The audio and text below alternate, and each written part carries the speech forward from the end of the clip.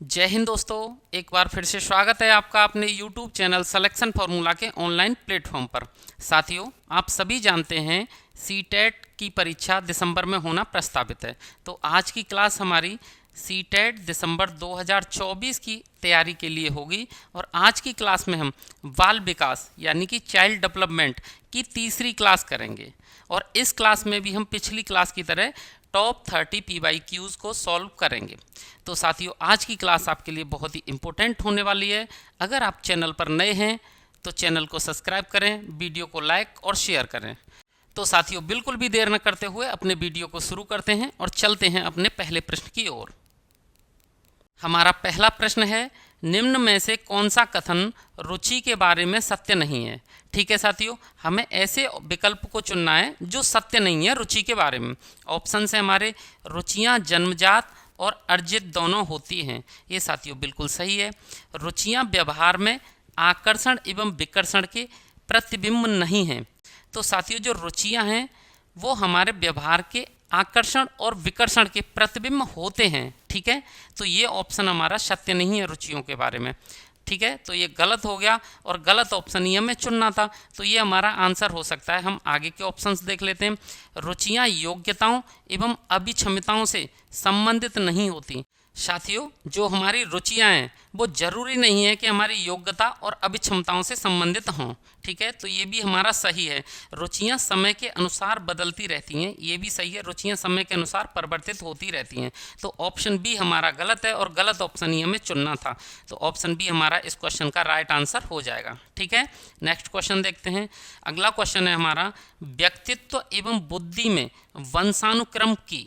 अब ऑप्शंस देखते हैं कि वंशानुक्रम का क्या प्रभाव होता है व्यक्तित्व और बुद्धि के विषय में। नाम मात्र की भूमिका होती है, ये बिल्कुल सही है। वंशानुक्रम की साथियों व्यक्तित्व और बुद्धि पर बहुत ही नाम मात्र की भूमिका होती है, ज़्यादा भूमिका नहीं होती। आकर्षक भूमिका होती है, ये गलत हो जाएगा। अपूर्वानुमेय भूमिका होती है, ये भी गलत हो जाएगा। महत्वपूर्ण भूमिका होती है, बिल्कुल नहीं होती। तो ऑप्शन ए हमारा इस क्वेश्चन का राइट आंसर हो जाएगा। व्यक्तित्व एवं बुद्धि में वंशानुक्रम की नाम मात्र की भूमिका होती है। नेक्स्ट क्वेश्चन देखते हैं। जिन इच्छाओं की पूर्ति नहीं होती उनका भंडार ग्रह निम्न में से कौन सा है। साथियों, ऐसी इच्छाएं जिनकी पूर्ति नहीं होती वो हमारे अचेतन मन में, कहाँ पे, अचेतन मन। तीन तरह का मन होता है आपका, अचेतन मन।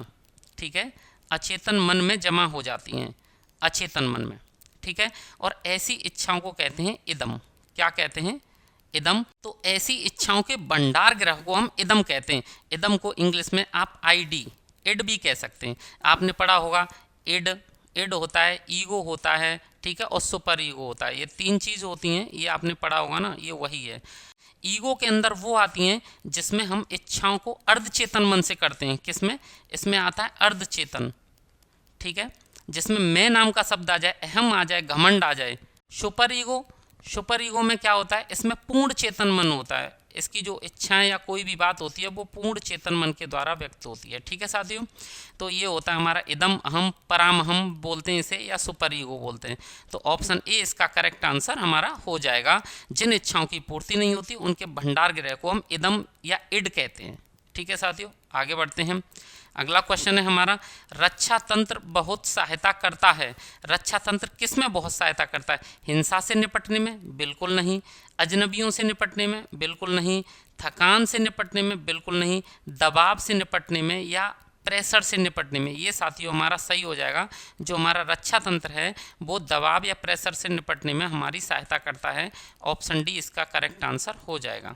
नेक्स्ट क्वेश्चन है हमारा, निम्न में से कौन पियाजे के अनुसार बौद्धिक विकास का निर्धारक तत्व नहीं है। यानी कि बौद्धिक विकास का निर्धारक तत्व नहीं है चुनना है साथियों में, और वो भी किसके अकॉर्डिंग? पियाजे के अकॉर्डिंग। तो साथियों ऑप्शन है हमारे, सामाजिक संचरण, अनुभव, संतुलनीकरण। इनमें से कोई नहीं।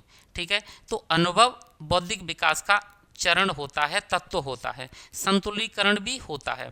ठीक है, तो साथियों सामाजिक संचरण हमारे बौद्धिक विकास का चरण नहीं है, निर्धारक तत्व नहीं है। तो ऑप्शन ए हमारा यहाँ करेक्ट आंसर हो जाएगा। नेक्स्ट क्वेश्चन देखते हैं। गिलफोर्ड ने अभिसारी चिंतन पद का प्रयोग किसके समान अर्थ में किया है? गिलफोर्ड ने किस चीज़ को कहा है अभिसारी चिंतन, ये बताना है आपको। तो अभिसारी चिंतन गिलफोर्ड ने कहा है सृजनात्मकता को। गिलफोर्ड बताते हैं जब हम अभिसारी चिंतन करते हैं तो कोई न कोई नई चीज़ सृजन होती है, यानी कि अभिसारी चिंतन को गिलफोर्ड ने कहा है सृजनात्मकता। तो ऑप्शन बी साथियों हमारा यहाँ करेक्ट आंसर हो जाएगा। नेक्स्ट क्वेश्चन है हमारा, मानव विकास के किन दोनों के योगदान का परिणाम है? जो मानव विकास है वो किन दोनों के योगदान का परिणाम है?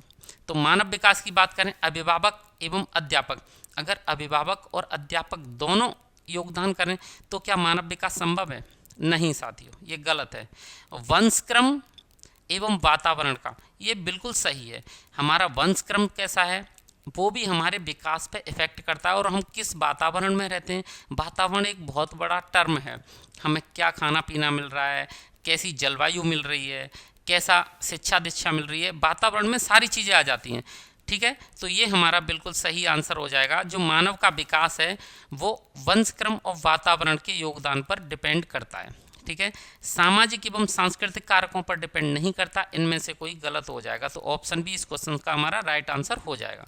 नेक्स्ट क्वेश्चन है हमारा, प्राथमिक विद्यालय के बालकों के लिए निम्न में से किसे बेहतर मानते हैं? तो साथियों प्राथमिक विद्यालयों के बालकों के लिए अगर बात हम करें कि इनमें से कौन सा सबसे बेहतर है, वीडियो अनुरूपण हाँ बेहतर हो सकता है लेकिन पूर्ण रूप से अच्छा नहीं है। और भी ऑप्शंस हैं, प्रदर्शन अच्छा है लेकिन उतना अच्छा नहीं है। स्वयं के द्वारा किया गया अनुभव, ये साथियों सबसे अच्छा है प्राथमिक शिक्षा के बालकों के लिए। यानी कि हम प्राथमिक शिक्षा देख रहे हैं बच्चों को, तो अगर बच्चे वहाँ स्वयं करके कोई कार्य सीखते हैं तो वो सबसे अच्छा उनका होगा, कार्य सबसे अच्छा अधिगम होगा वहाँ। तो ये हमारा करेक्ट आंसर हो जाएगा ऑप्शन सी। ठीक है, दिए गए ऑप्शंस में पहले दो भी सही हैं लेकिन सबसे जो बेहतर है हमारा आंसर वो ऑप्शन सी है। ठीक है, नेक्स्ट क्वेश्चन देखते हैं, विद्यार्थियों के अच्छे मानसिक स्वास्थ्य को बनाए रखने के लिए निम्न में से कौन सा तरीका अधिक महत्वपूर्ण है? हमें विद्यार्थियों का अच्छा मानसिक स्वास्थ्य बनाना है, उसके लिए बताना है क्या सबसे अच्छा है। सह शैक्षिक क्रियाओं का प्रावधान हो सकता है, बहुत अच्छा है। अध्यापक की भूमिका एवं विद्यालय वातावरण, ये भी सही है, हो सकता है। हमें बेस्ट चुनना है चारों ऑप्शन में से। रुचियों की भिन्नता, ठीक है साथियों, अभिव्यक्ति की स्वतंत्रता, तो इन सब में हमें अच्छा मानसिक स्वास्थ्य बनाना है विद्यार्थी का। तो सबसे ज़्यादा क्या जरूरी है? अध्यापक की भूमिका और विद्यालय का वातावरण। तो ऑप्शन बी हमारा यहाँ करेक्ट आंसर हो जाएगा। इन सब में सबसे ज़्यादा जरूरी यही दिख रहा है कि अध्यापक की भूमिका और विद्यालय का वातावरण बच्चे के अच्छे मानसिक स्वास्थ्य के लिए बहुत जरूरी है। ठीक है, आगे बढ़ते हैं।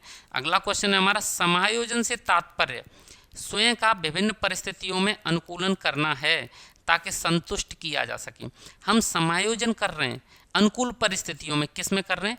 अनुकूल परिस्थितियों को अनुकूल बना रहे हैं। तो ऐसा समायोजन क्या संतुष्ट करने के लिए? दूसरों को संतुष्ट करने के लिए? बिल्कुल नहीं। उद्देश्यों को संतुष्ट करने के लिए हो सकता है लेकिन ये भी सही नहीं है। प्रेरकों को संतुष्ट करने के लिए ये भी नहीं। हमारी जो आवश्यकताओं को संतुष्ट करने के लिए तो हम अपनी परिस्थितियों के साथ क्या करते हैं? अनुकूलन। तो यहाँ पे हमारा ऑप्शन बी करेक्ट आंसर हो जाएगा। ठीक है साथियों, नेक्स्ट क्वेश्चन है हमारा, 6 से 10 वर्ष की अवस्था में बालक रुचि लेना प्रारंभ करते हैं। 6 से 10 वर्ष की अवस्था में बालक किस में रुचि लेना प्रारंभ करते हैं? धर्म में? बिल्कुल गलत है। 6 से 10 वर्ष का जो बालक है वो धर्म में बहुत ज़्यादा रुचि नहीं रखता। विद्यालय में बिल्कुल रुचि रखने लग जाता है। 6 में जैसे ही वो बाल्यावस्था शुरू होती है उसकी, विद्यालय में उसकी बहुत रुचि बढ़ जाती है। मानव में ये भी गलत हो जाएगा। तो ऑप्शन बी हमारा यहाँ करेक्ट आंसर हो जाएगा। नेक्स्ट क्वेश्चन है साथियों, विद्यालय में पर्यावरण शिक्षा से आपका क्या अभिप्राय है? विद्यालय में पर्यावरण शिक्षा का मतलब क्या है ये बताना है साथियों। छात्रों में पर्यावरण का ज्ञान हो जाए, ये सही है, लेकिन आगे और देखते हैं क्या और अच्छा है। छात्रों पर अतिरिक्त बोझ डालना, ये तो गलत है। छात्रों का मनोरंजन हो, ये भी गलत है। पर्यावरण को दूषित होने से बचाया जा सके, ये सबसे सही लग रहा है। पर्यावरण के ज्ञान का, पर्यावरण शिक्षा का जब हम विद्यालय में उपयोग कर रहे हैं तो क्यों कर रहे हैं? क्योंकि अपने पर्यावरण को दूषित होने से बचाया जा सके। ठीक है, बच्चों को शिक्षा दें और बच्चे उसे अपने व्यवहारगत परिवर्तन में लाएं ताकि पर्यावरण दूषित होने से बचे। तो ऑप्शन सी हमारा यहाँ करेक्ट आंसर हो जाएगा। नेक्स्ट क्वेश्चन है हमारा, क्रियात्मक अनुसंधान का उद्देश्य है। तो साथियों क्रियात्मक अनुसंधान का उद्देश्य क्या है? नवीन ज्ञान की खोज, ठीक है, अगला ऑप्शन देखते हैं, विद्यालय तथा कक्षा की शैक्षिक कार्य प्रणाली में सुधार लाना, ये भी अच्छा है, सही है। आगे देखते हैं, शिक्षक परिस्थितियों में व्यवहार विज्ञान का विकास, ये नहीं साथियों, ठीक है। और ये सभी, तो इन सब में जो क्रियात्मक अनुसंधान का उद्देश्य सबसे अच्छा वो है विद्यालय एवं शैक्षिक कार्य प्रणाली में सुधार लाना, ठीक है। तो इसका ऑप्शन बी हमारा करेक्ट आंसर हो जाएगा। नेक्स्ट क्वेश्चन है हमारा, यदि स्कूल में पूरे समय तक बच्चों को शिक्षा कार्यक्रमों में पूरी तरह व्यस्त रखा जाए, हम शिक्षा कार्यक्रमों में बच्चों को व्यस्त रख रहे हैं पूरे टाइम स्कूल में, तो आपके ख्याल में कौन सी समस्या पैदा नहीं होगी? देखते हैं, गृह कार्य देने की आवश्यकता नहीं होगी, ये तो गलत है, गृह कार्य तो देना पड़ेगा। छात्रों में पढ़ने के प्रति रुचि में कमी नहीं आएगी, ये भी साथियों गलत है। रुचि जब हम लगातार काम में लगाए रख रहे हैं उनको शिक्षा कार्यक्रमों में, तो रुचि कम भी हो सकती है, ऐसा कुछ नहीं है। अनुशासनहीनता नहीं पैदा होगी, ये बिल्कुल सही है। अगर हम कंटिन्यू उन्हें शिक्षा कार्यक्रमों में व्यस्त रखेंगे तो बच्चे अनुशासनहीनता नहीं करेंगे, ठीक है। तो ऑप्शन सी हमारा करेक्ट आंसर इसका हो जाएगा। नेक्स्ट ऑप्शन हमारा, छात्रों को स्कूल के बाद ट्यूशन पढ़ने की जरूरत नहीं होगी, ये भी गलत हो जाएगा। तो ऑप्शन सी इसका करेक्ट आंसर होगा। नेक्स्ट क्वेश्चन है हमारा, शिक्षक का वह गुण जो उसे अन्य व्यवसायियों से अलग करता है वह है उसकी, क्या है साथियों? अन्य व्यवसायियों से शिक्षक को अलग कौन सी चीज करती है? कर्मठता, ये तो साथियों सब में होती है। एक वैसे जो व्यापार कर रहा है या कोई भी जो अपना नया काम कर रहा है, पुराना काम कर रहा है, कर्मठता से करेगा तो काम अच्छा होगा, शिक्षक हो या कोई भी हो। तो ये तो नहीं है। भाषण देने में निपुणता, जरूरी नहीं है भाषण शिक्षक ही अच्छा दे, नेता उससे भी अच्छा दे सकता है, ठीक है साथियों। अध्ययनशीलता, ये बिल्कुल सही है साथियों। टीचर हमेशा अध्ययनशील रहता है क्योंकि उसे बच्चों को पढ़ाने के लिए नए नए इनोवेशन करने पड़ते हैं, नया कुछ बताना पड़ता है, नवाचार करना पड़ता है, और नया ज्ञान या नई शिक्षा, नए जी के संबंधी क्वेश्चन उनको भी अपडेट रखना पड़ता है। तो अध्ययनशीलता वह गुण है जो अन्य व्यवसायियों से उसे अलग करता है, ठीक है। तो ऑप्शन सी इसका करेक्ट आंसर होगा। नेक्स्ट क्वेश्चन है हमारा, शिक्षा के क्षेत्र में आप उपयुक्त एवं योग्य व्यक्तियों को किस प्रकार से प्रेरित करेंगे? शिक्षा के क्षेत्र की बात कर रहे हैं साथियों। शिक्षा के क्षेत्र में हमें योग्य व्यक्तियों को और उपयुक्त व्यक्तियों को क्या करना है? प्रेरित करना है।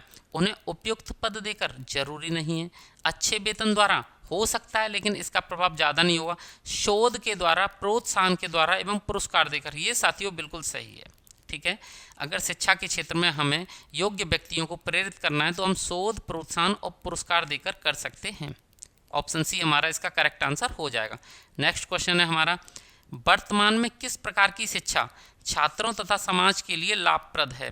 वर्तमान के समय में छात्रों और समाज दोनों की बात कर रहे हैं, कौन सी शिक्षा लाभप्रद है? तो साथियों ऐसी शिक्षा होनी चाहिए जो आज के समाज में बच्चों को बेरोजगार ना बनाए, उनको कोई ना कोई रोजगार दिलाए। इसका मतलब है रोजगार परक व्यावसायिक शिक्षा, ठीक है, ये ही बिल्कुल सही हो जाएगा।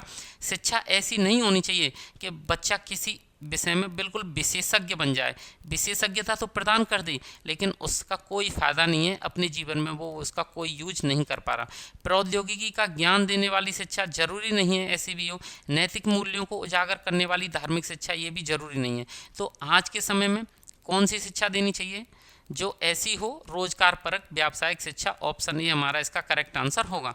नेक्स्ट क्वेश्चन है साथियों, बच्चों में मौलिक चिंतन की शक्ति, बच्चों में मौलिक चिंतन की शक्ति की अगर बात करें तो विकसित की जा सकती है, बिल्कुल की जा सकती है, क्या दिक्कत है?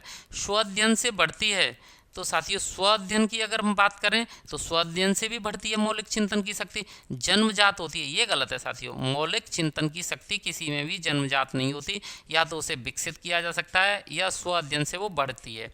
तो ऑप्शन ए भी सही है, बी सही है, इसलिए डी सही होगा इसका, ए और बी दोनों। तो ऑप्शन डी इसका हमारा करेक्ट आंसर हो जाएगा। नेक्स्ट क्वेश्चन है हमारा, आपके विचार में चिंतन शक्ति विकसित करने का क्या उपाय है? हमें क्या विकसित करना है? चिंतन शक्ति विकसित करनी है साथियों। तो क्या उपाय है? ऑप्शन देख लेते हैं।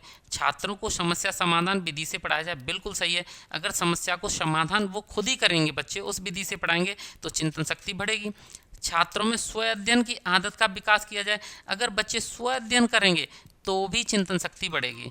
छात्रों को खोज एवं ब्रेन स्टार्मिंग विधि से पढ़ाया जाए, बिल्कुल सही है। अगर खोज एवं ब्रेन स्टार्मिंग विधि से पढ़ा जाएगा तो भी उसकी चिंतन शक्ति बढ़ेगी। इसका मतलब ये सभी सही हैं, ए बी सी तीनों। तो ऑप्शन डी हमारा यहाँ करेक्ट आंसर होगा। नेक्स्ट क्वेश्चन है हमारा, एक शिक्षक के रूप में आप किस भावना को बढ़ाने में मदद करेंगे? एक शिक्षक के रूप में आप कौन सी भावना को बढ़ाना चाहेंगे, ये बताना है। भेदभाव की भावना को बढ़ाना चाहेंगे? बिल्कुल गलत। ईर्ष्या की भावना को बढ़ाना चाहेंगे? ये भी सुपर गलत है साथियों। एक दूसरे की मदद करने की भावना को बढ़ाना चाहेंगे? ये बिल्कुल हो सकता है सही, लेकिन और देखते हैं और अच्छा है। जाति धर्म के नाम पर कोई भेदभाव नहीं हो, ये साथियों सबसे अच्छा है इन ऑप्शंस में से। एक दूसरे में हम मदद करने की भावना तो बढ़ा सकते हैं, ये अच्छा है, लेकिन जाति धर्म के नाम पर कोई कभी किसी से भेदभाव न करे, ये हमारा सबसे बेस्ट आंसर होगा इसका। तो ऑप्शन डी हमारा इसका करेक्ट आंसर हो जाएगा। ठीक है, आगे बढ़ते हैं। अगला है, आप देश की दिशा बदलने में किसकी भूमिका महत्वपूर्ण मानते हैं? देश की दिशा बदलने में किसकी भूमिका सबसे महत्वपूर्ण है? उच्च विद्यालयों के शिक्षकों की? ये साथियों गलत हो जाएगा। केवल उच्च विद्यालय के शिक्षक ही देश की दिशा बदलते हैं क्या? शिक्षक केवल पढ़ा सकता है, ये भी गलत है साथियों। शिक्षक तो केवल छात्रों की दिशा बदल सकता है, ये भी गलत हो जाएगा। शिक्षकों के रचनात्मक कार्यों की, ये बिल्कुल सही है। देश की दिशा बदलनी है तो हमें नए नए कार्य करने होंगे, नए नए नवाचार करने होंगे, तो शिक्षकों के रचनात्मक कार्यों की भूमिका बहुत महत्वपूर्ण है।